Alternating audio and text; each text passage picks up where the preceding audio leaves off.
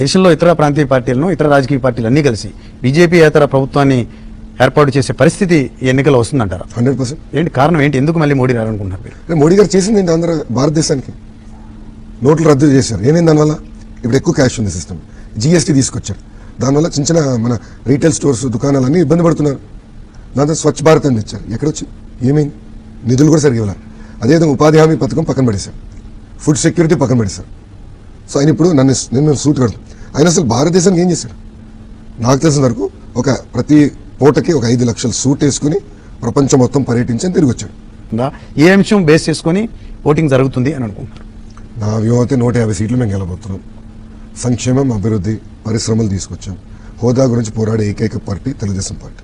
ఈ 4 కలిపి మాకు ఇంత భారీ మెజార్టీ రాబోతుంది. అమెరికా లాంటి దేశం ట్యాక్స్ పెంచితే పెద్ద పెద్ద దేశాలే వణికిపోయినాయి. కానీ మన నమో స్టైల్ ఏంటో తెలుసా?